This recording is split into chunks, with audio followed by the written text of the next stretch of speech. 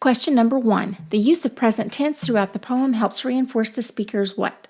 So this poem is written in the present tense, and present tense verbs make it seem as if things are happening right now. So let's look at our choices. A. Ambivalence regarding her work as a waitress. Ambivalence means mixed or contradictory feelings, but the speaker doesn't seem to have mixed feelings about her work. She talks about the work being easy after the first few nights. She's hopeful of getting tips, and her imagery overall about her job is fairly positive. The nights repeat themselves as faithful as a steady date. She talks about the light from the kitchen being a beacon, which is hopeful imagery. And close to the end, she says that the job is enough for now. So overall, her feelings about her job are consistent rather than ambivalent. B. Failure to value other dimensions of life beyond pleasure seeking. We don't have an indication that the speaker is pleasure seeking to the exclusion of other dimensions of life. After all, she has a job and she's college bound, so this won't work. C. Sense of timelessness during that summer at the drive-in. The speaker says that each night repeats itself, and in Light 14, she says that it's always summer at Patty's Charcoal Drive-In, and these do indicate a sense of timelessness. The fact that she speaks in the present tense contributes to that sense. She says it is always summer, so it's as if the summer continues on rather than something that happened in the past and came to an end. So C looks like a reasonable answer. D. Surprise at the rich variety within her routine at the drive-in. No, she says that each night repeats itself, which indicates that her routine is the same night after night. E. Regret for the brevity of her summer job at the drive-in. Brevity is a short duration, so regret that her summer job at the drive-in is so short. We don't find any indication that she regrets that this is a temporary job. She says it's enough for now, but she doesn't indicate that she wants it to last for a long time. So this isn't a good answer, and the best answer is still C, a sense of timelessness during that summer at the drive-in. Question number 2, the speaker experiences tension primarily between what? A. Her desire to please others and her attempt to define her own identity. We don't get a great sense of the speaker desiring to please others except in the fact that she wants to get tips, but there's no indication of tension between this desire and her identity, so no. B. Her need for money and her quest for knowledge. She is headed to college, which is a quest for knowledge perhaps, and she's working, which indicates a need or at least a desire for money, but there isn't any tension between the two. She's working during the summer, not the school year, and she states that she's college bound without hinting anywhere that she needs to work more than she needs to go to college, so there isn't any tension here. Cross out B. C. The artificiality of the drive-in and the reality of the natural world. On the contrary, the speaker intermingles imagery of the natural world with her descriptions of the drive-in environment. The job is temporary as the sun. The silver coins are tossed as carelessly as the stars. The dark pours down like Coke. The moon is a burger on a flat black grill, which is the night sky. So there isn't tension between the two, and C is incorrect. D. The superficiality of the drive-in customers and her own sensitivity to her environment. We don't get a sense of superficiality of the drive-in customers. She sees them all as somewhat alike, blonde and tan girls, guys in black tees with slick hair, but this really ties more into the sameness of the routine than with the people themselves.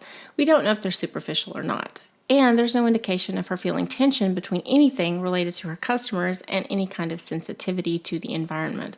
She presents trays to the customers as if the trays are banquets, and she's hopeful of tips, so there's no tension indicated here at all, and D won't work. E. Her satisfaction with her job at the drive-in and her undefined future life.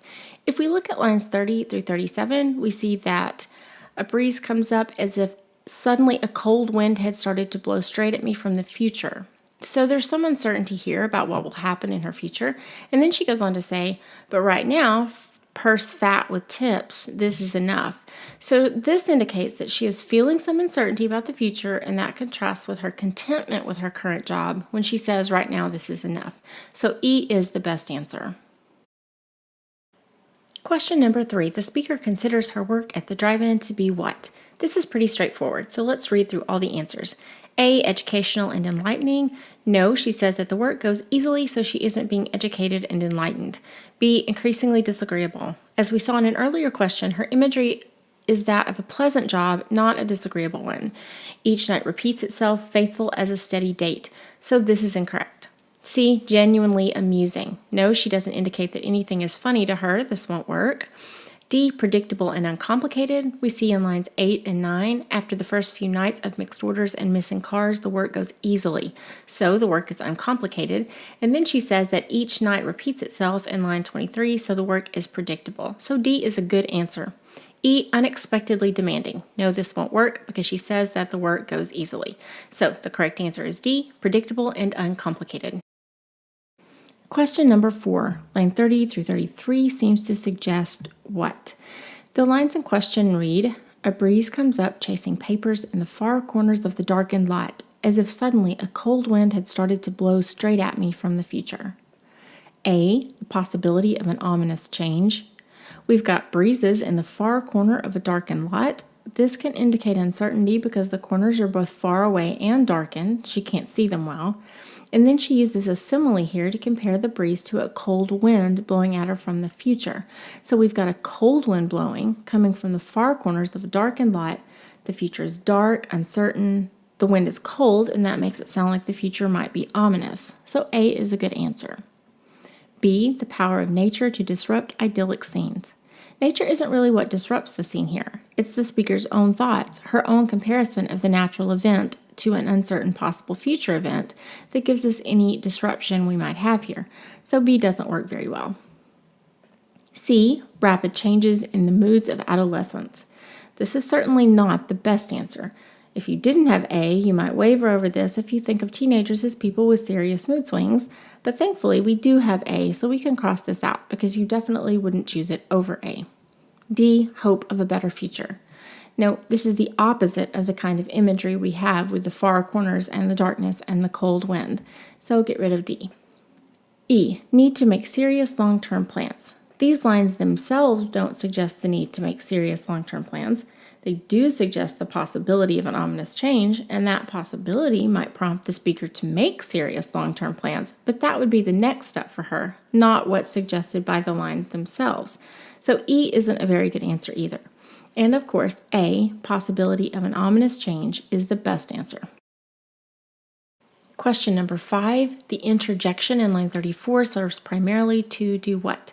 An interjection is sometimes an exclamation, but here it's a remark made as an interruption or an aside. So in line 34, right after these sort of foreboding few lines about the cold wind from the future, the speaker interrupts her thought to remark, I read that in a Doris Lessing book. So does this suggest that the speaker thinks too highly of herself, A? This would be a big stretch. The only thing that could possibly make you think this is that the speaker would think too highly of herself because she had read a book. This doesn't make a lot of sense. If the fact that she mentioned that she's going to college doesn't suggest that she thinks too highly of herself, then just having read a book shouldn't either. You really can't support this answer at all. B, comment ironically on the speaker's prospects for the future.